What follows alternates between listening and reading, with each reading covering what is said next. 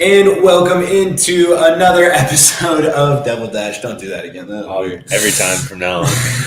Welcome into another episode of Devil Dash. I'm Wills, joined by Josh here. We're going to be getting in. Not a whole lot has happened since our last episode, but we're going to be talking a little bit about the spring ball and how things have been going, what the team's looking like, with the strengths, what some weaknesses could be.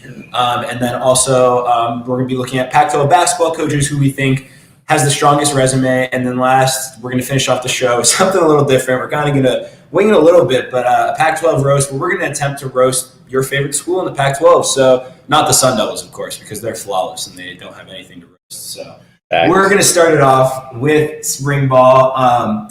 We have on the screen that Chase Lucas has been a standout name. Obviously, Jaden Daniels has been fantastic. What everyone's going to say, the quarterback's been fantastic. Herm is always going to say, just to hype up his confidence for the season. But that's what it's been looking like. They're always putting him in drills that make him look favorable in front of the media, stuff like that. But this offense, I think, is going to be very different. I think we had Chip, Trey Anum, we had Rashad White, we had freshman wide receivers. We didn't really know what was going to be our strong suits, what was going to click, what wasn't.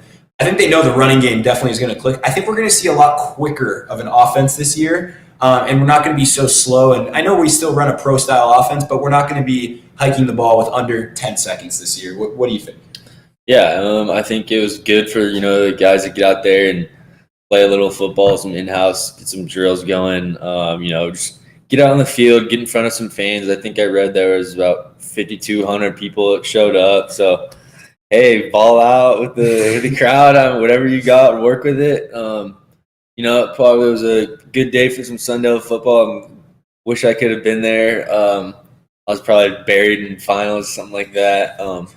But yeah, I think this is good for the team to just get out there, run some offense, defense as well. Get these guys out, get their legs going. Run through these plays, even if they're not going 100%. It's just good for the team to get out there and play the game, because that's what they're at the school to do. Work out some kinks in the offense, give the defense some looks on some trick plays, things of that nature. Overall, good day out there. I mean, we've got 6 months until we play, I think, Southern Utah on September 2nd. So we've got a bunch of time, and it's going to be crucial time that we, make sure we make the most of it, because we can't fall flat on our face this year in this Pac-12. I think it's also important to notice that Zach Hill was a newcomer last year, the offensive coordinator, and his offense is an aerial offense. I mean, his offense, he's not shy away from that. It's not like he tries to hide that. He likes to throw the ball. And, I don't think Jaden Daniels didn't have a disappointing year, but he didn't have a fantastic year last year either. And, when he came in, he was supposed to be in the top three quarterbacks with, Sam Howell and Keaton Slovis. And, I don't think Spencer Rattler is going to be there. I think I don't know. There's a lot of question marks there. But also, it's just interesting that he's going to need – this is a prove-it year. I mean, I think he's gone no matter what. Even if he doesn't have that great of a year, even if he's going to go in the top 3 rounds, he's still going to go because of the guaranteed money you can get that year for you and your family and all that. But he wants to go in the first round. Everyone wants to go in the first round. He wants to stamp his name as one of the best names in this draft as a quarterback. So, this is a prove-it year for him. I don't think he's going to be totally content with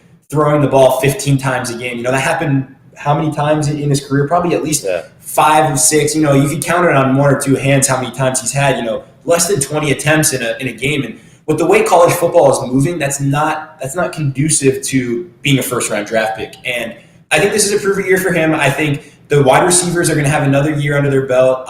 And I think the running game, the option for receiving from the running backs paired along with the read option with Jaden Daniels, I think this offense is going to be a lot better, and I think it needs to be because, I mean, we've talked about it. They looked good against USC until they didn't, until everything fell downhill. Yeah, and, you mentioned, what this offense was going to be about with Zach Hill, working with Herm, behind the scenes and on the big whiteboard.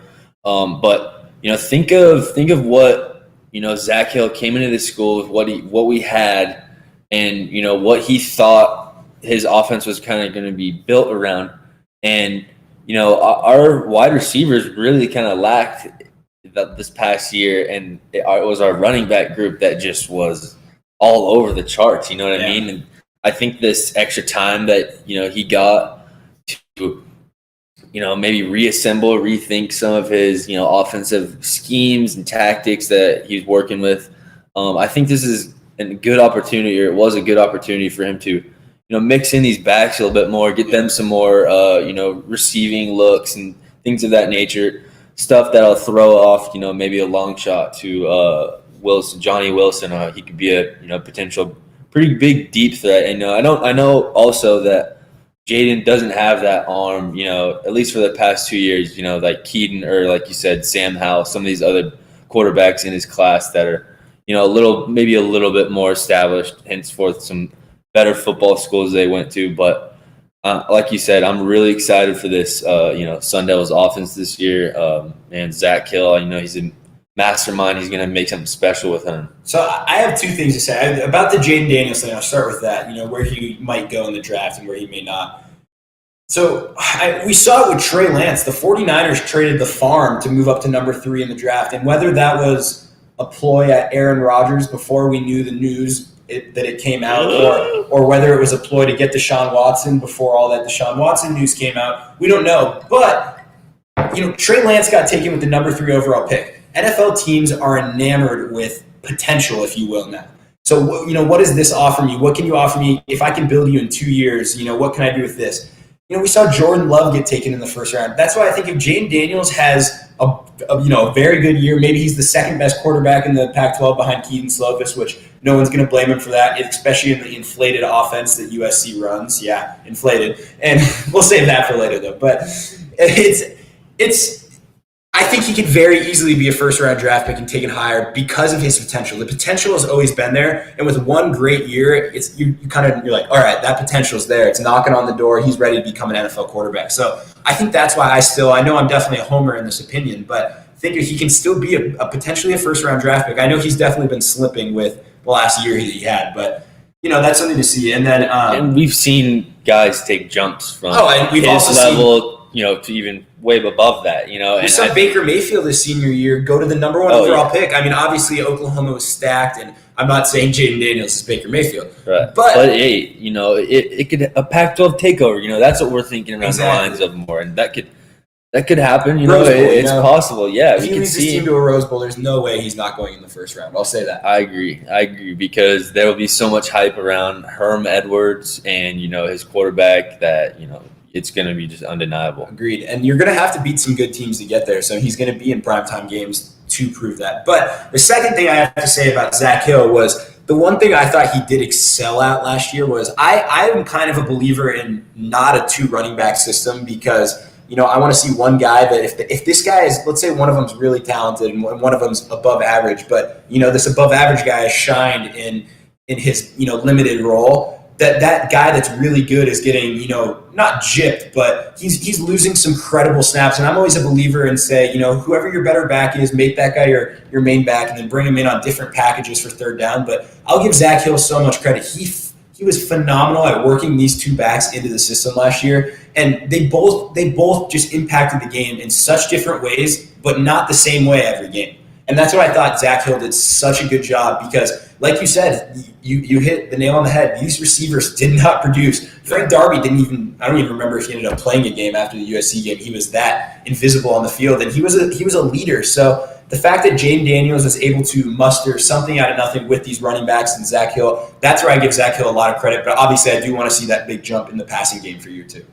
Yeah, and as far as that running back group goes, I expect another jump this year. I want to see, him mix it up even more just because, we have the talent back there and it's not going to serve anyone right when, one guy's getting hit stick by a linebacker in the middle of the field and, Chip Tram just sitting on the bench waiting for his turn, anyways, what's a second topic? Second topic, we are switching over from football to basketball, kind of talking a little Pac-12 big scope here. It's who's the best resume. We're kind of just talking who's the best coach in the Pac-12 right now, and it's basing on what they've done in the past and what they've done, recently. Definitely, there's a recency bias in this. But what do you think, Josh?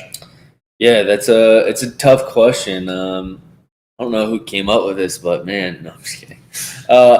Yeah, I mean it's tough. The Pac-12 is, if you think about it, it's a lot of the years past. It's really hasn't been in all that much contention. Other than Oregon is the first school that comes to mind, and them being kind of in the mix come March. They're always playing, maybe making a Sweet 16 run, or if it's something around the lines of that, they're winning a couple of games. Hopefully they don't get any other easy ones like VMI, like VCU. VCU. Oh, sorry, I got my college schools mixed up, but VCU. Yeah, that was a record book win there, 1-0. But yeah. I don't know how many times I've made that joke on the show, but it might have to be just I want to say University of Arizona, as much as it pains me to say that, but we're kind of going on the past 2-3 years here, and Wait, you're saying University of Arizona, Tommy Lloyd's the best coach? No, this is what I'm saying. I'm saying sorry. For the past 2-3 years. Oh, okay. Yeah, but I mean, this is. Hold on, let me finish. I want to say University of Arizona, just because of the standard of excellence that program has been through. DeAndre Ayton, he went to the Suns, first round draft pick. Great player from there. And they've got plenty more have been through their program like him. But, I think I might have to go with, the Oregon Ducks, just because of the standard of excellence that, Dana Altman has set for this school. I mean, they always have length. They always have some good shooters. They can always contest at the rim. And, they always seem to have, Arizona State's number, even when they come to Tempe, even if Remy Martin doesn't try his best to stop him. What do you think? I mean, it's tough. I think there's an obvious answer here, and it's Bobby Hurley. I think it's totally not biased. I think there's two that I can't really just pick one over the other, but I mean, between Dana Altman with Oregon and Mick Cronin from UCLA, I mean, my argument is the Pac-12 has been down. Obviously, Sean Miller has dominated at U of A with regular seasons, and they've had DeAndre Ayton go number 1 in the draft, and that's a big win for it. That's great to have as a coach's resume. Obviously, I don't think any of us are going to say Sean Miller, but the reason I say Altman and Cronin is because they've been to a Final Four, and there's a reason. I mean, obviously, the reason isn't postseason unsuccess, or non-success, but because of the investigation, Sean Miller is not there. But I mean, there's a lot of people that wanted Sean Miller out before that because he couldn't take a team to the Final Four. That's really whether that's U of A should be the U of A standard or not. He couldn't get there. So I'm not gonna. I agree. He was probably the best regular season coach, but I say Altman or Cronin because they've been to a Final Four. And then if I had to put a little not in the same league but right below them, I'd put Tad Boyle from Colorado because besides somehow keeping McKinley right there for 14 years, he is coached. He's always getting, I feel, more out of his talent than they have, because those aren't really well-known players that he's ever working with, and yet they're always a fringe top 25 team with him, and they always play well in Colorado. So that's probably who I put as the number 3 right below Cronin and Altman. And then I'm not a fan of Tinkle, even though Tinkle's been here since 24. I'm looking at the list of how long they've been here, and it's pretty crazy that Tinkle's not been here for 7 years. It's kind of crazy. He probably came in with his son at some point. How long do you think the Andy Enfield hype train will last? Wait, we're not doing the roast session. I'm sorry. Well, that's a good question. Because how much of his hype was built on the Mobley brothers? Well, that's a good question because his coaching staff, even the Mobley's dad is on the coaching staff. Their dad is one of the coaches. So it's interesting. Obviously, that, I mean, ASU did that where they recruited, Caleb Christopher to then get Josh Christopher. It happens, but what I'm saying is I'm curious to see the team he builds after you lose. If they lose their 2 best players in the Mobley brothers, and maybe not best players, definitely best player and top 3 player, 2 of your top 3, you're going to be in trouble. And I'd like to see how he reloads after a good run in the tournament and then getting absolutely slaughtered by Gonzaga. But who didn't except for Baylor? Yeah. So it's tough. I think he's done a good job so far. I mean, he did great. He did great at Florida Gulf Coast. So there's no reason to not believe in him and what he's done with USC. But I'd like to see how he rebuilds from losing a big chunk of his team. Yeah, it's to me. If you think Andy Enfield, correct me if I'm. What did he won some Coach of the Year? Pac-12 Coach of the Year. Yeah. Okay, wow. Yeah, he won Pac-12 Coach of the Year. You think he's on the hot seat to reload and build up another program that was equal to the Mobley brothers and a couple of other really good players on that team. Think about Mike Cronin. Mick Cronin. Homie just went to a Final Four. He got here in 2019. One of the greatest games I've ever seen. And, he's going to send a Juzang. Juzang is going to be a first-round pick, is he not? He might. I don't know. It's tough. I mean, he wasn't really that highly touted until the NCAA tournament run, so it's definitely a recency bias, but it's also he hasn't done it for his whole career. So I think he might be a late first-round pick. I could be wrong. If anyone's in the chat, to be honest, I haven't read up on a whole. I haven't read up on a whole ton of NBA draft. Besides, I know that Cade Cunningham's going to go number 1, and then Mobley and Jalen Suggs will be 2, 3. Right. From Mobley from obviously USC and Suggs from Gonzaga. So, but I don't know. It's UCLA is the reason I'm cautious about UCLA. I give them a lot of credit for going to a Final Four because that's when you get to a Final Four, that's not a fluke win at that point. You're stringing together a lot of solid wins, which UCLA did. But I'll say this. They were an 11 seed for a reason. I know they had a lot of turmoil during the season, with losing 2 of their best players to the G League, and I think another one got injured, and then the other guy went to the G League. So they were an 11 seed for a reason, I'll say that, but they did battle a lot of turmoil. So, yeah. Yeah, interesting. What's your opinion on Wayne Tinkle? That's what I think man has the freshest white hair in all of the land. That's what I think. Every game he shows up in a blank white button-down shirt and his hair is like even whiter. We can call him like the silver fox. I'm curious to. I think he's a great basketball coach. Sorry. Yeah, I do. I don't know. I think that's going to be part of my spiel later. We're going to go down from the north side of the coast down into Arizona. We'll save the best for last. But so what do you think of Stanford's program? I'm going to say a little bit about here. I know you probably don't know a ton about Stanford's program, but they had a really good start to the year. I want to say they might have been ranked at the very beginning. I could be very wrong on that, but they had a lot of talent, and then their best player got hurt. He didn't play against ASU. I remember what that. Was his name? I want to say his last name's De Silva, not Oscar De Silva, but Oscar De Silva.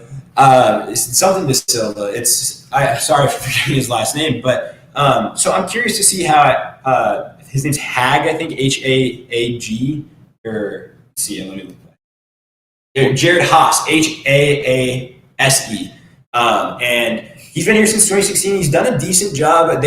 I think if they didn't get injured, I saw very early projections. I'm a bracketology nerd, that Stanford was projected to be in the tournament at one point, and they were a fringe team until they strung together a bunch of bad losses at the end of the year. But who's a program? I count U of A out of this because you don't really know what you've seen from them, but every other coach has at least been here since 2019 and got here, with. So Washington State, Kyle Smith got here in 2019. Mick Cronin and Mark Fox, the Cal coach, all are 2019. Tommy Lloyd's 2021. No one's, and Utah, Craig Smith, because Larry Kristoviak's gone from Utah. So what's a team that you want to be on a lookout for? I'm counting U of A out of this just because you haven't seen anything from them that you think is going to take a big jump. Not necessarily next year, but just they have a really good structure with their head coach. The Huskies, baby. Huskies. Why is that? Well, I think correct me if I'm wrong, and if we have any, fact checkers in the chat, but I'm pretty sure in 2017, 2018, the year 2017, 2018, or the following year after that, which would be my sophomore year in college, Mike Hopkins, his name? Mike Hopkins, the coach for the Huskies. Yeah, he took them on a pretty good regular season run. They went about 20, I think they went 22-7, something respectable. First in the Pac-12. A quality season, and I think, he kind of fell off after that, but if you think about Washington, the school, they've had a respectable football program, in the Pac-12 for the past 5 years, to say. I think their basketball program was good at point. They had a couple of good games last year. That's about it. A couple of good games. Yeah. They're damn near the bottom of the Pac-12. Just dragging along at the very bottom. But I think they could put together a good season. I mean, they could get good recruits. Washington's a phenomenal school, a beautiful campus. I mean, it's just all the above. It fits. You know what I mean? There's my spiel. Is it time to? It's almost time. I want to give one program that I want to be on the lookout for the Pac-12. Obviously, UCLA is the obvious choice with the Final Four run and the foundation that they've built. But I say Colorado just because I love Tad Boyle, and I think he's doing a fantastic job. And I think they're really close to becoming a perennial top 20 team every year. But it is time to move on to the roast. Remember that when we're roasting you, Colorado. Yeah. Was not expecting that answer from me. Wow. That's Nathan, our Washington guy, and he liked your answer with Washington. But we're gonna get on to the roast. We are gonna start. I'll start with Washington. It's mostly gonna be we're gonna start on the north side and move down. Washington. What I gotta say about you guys is the basketball program is horrendous. You guys had Markelle Fultz, Marquise Chris, Matisse Thybulle, and I don't even think any of those guys made a tournament. And I want to say one of them won like 6 games one year. I know that's very long shot, 6 wins, but I don't even know. And then their football team, obviously you've been better in the Pac-12, but man, what an embarrassment. When you guys made the college football playoff, you guys let up like 56 points. You scored the first touchdown of the game, guys, and gave up like 56 unanswered. I know Oregon didn't do much better, but at least they beat Florida State in the game. Like, come on, Washington. What do you have to say, Washington? Anything? Washington. Oh, no. I don't know. I think you're not going to have something to say about. Both of us won't have something to say about every school. I might, because I'm very passionate about a lot of these. Yes, no. You need to speak your mind. It seems like you have these things bottled up for some time. Absolutely. We got all these college fans of all these just trash Pac-12 schools in the chat, and we just need you to thrash them right now. I mean, I'm trying to think of. We're all trash together. What do I have to say about Washington? I mean, you guys just live under a flipping rain cloud all day. I'm sorry. I don't know why a recruit would ever want to go to that weather. I mean, literally, it's just you walk outside and it's raining and you're just instantly depressed. I mean, come on. Washington State is up next, and then we have Oregon and Oregon State in the hole. All I want to say is Pullman. It was 7-24 against Bama. I want to say it was worse than that. Obviously, you know better than me, but maybe it was just felt more embarrassing. But sorry, Nathan. Defend your honor. I love it. You're right. That is a lot. That's not as bad. But I'm pretty sure, if I remember correctly, the game felt a lot worse. Where like Washington didn't even cross the half field in the second half. Just butchered that half field in the second half. But Washington State. Do you have anything to start off? Yeah, I do. Washington State, the first thing that comes to mind when you think of Washington State is probably Mike Leach, and I'm not going to say anything bad about that guy. He's a flipping beauty. But there's another kid that comes to mind. His name is CJ Ellaby.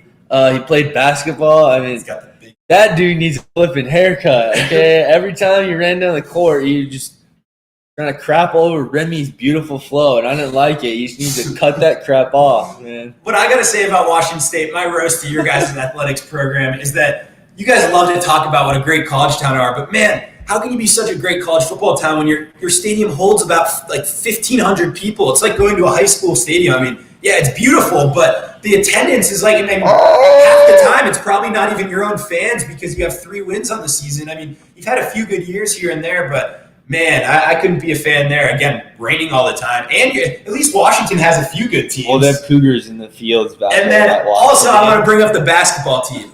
You guys had Tony Bennett, Virginia's coach, national championship winning coach, Klay Thompson, Aaron Baines on the same team. And what do you make it to? A Sweet 16? Garbage. Get that out of here. Oregon, you're up next. What's up? You can start with Oregon. Oh, Oregon.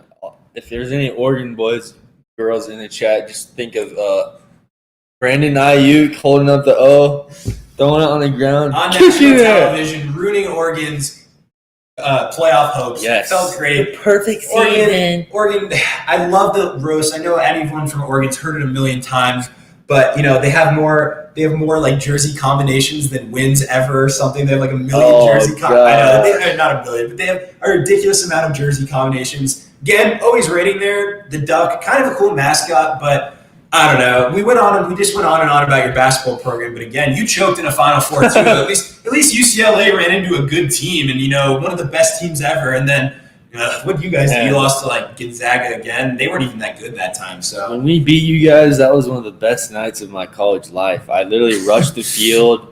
I juked like 4 security guards. It was amazing. I felt like a football player on the football field. Probably could have beat Oregon that night too. I was literally like, Oregon, you have a 1 win against Florida State in the college football playoff. You were somewhat not of embarrassment to the Pac-12, but man, it seems like you guys choke every year. You buy your recruits, you buy your jerseys, you buy them everything.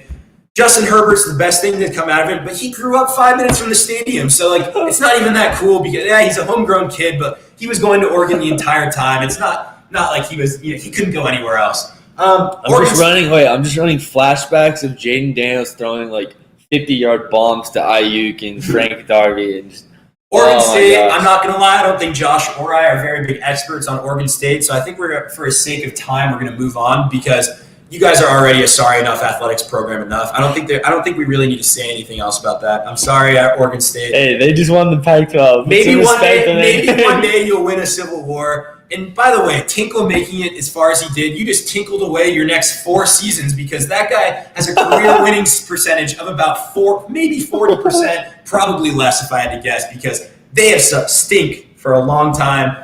Have fun tinkling away your next few seasons. That was great. All right, Stanford and Cal. Cal, I don't know a whole lot. You guys are known for your smart kids, but I mean, you guys had Aaron Rodgers, Marshawn Lynch, and did you guys ever win a Rose Bowl? I know they weren't there at the same time, but there's been a lot of NFL talent to walk through Cal, and I don't think Cal's ever really been all that relevant in at least the last decade, and that's not when your mascot's the Golden Bears. I mean, come on. And you have the ugliest stadium in the entire Pac-12. Come on, guys. It's literally a bowl. It's literally just a big bowl. And, like, UCLA gets away with it. It's historic.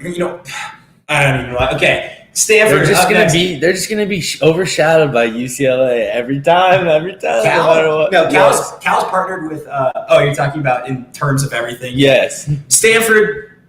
You guys are even bigger nerds than Cal, but at least you guys have somewhat respectable programs. Andrew Luck, cool guy. Oliver Luck could be the next commissioner of the Pac-12. That could be very big news for the Pac-12 in a good way. But, Stanford, you guys always cling on to your athletics. They have built a program. It seems like you've torn it back down and are starting from fresh.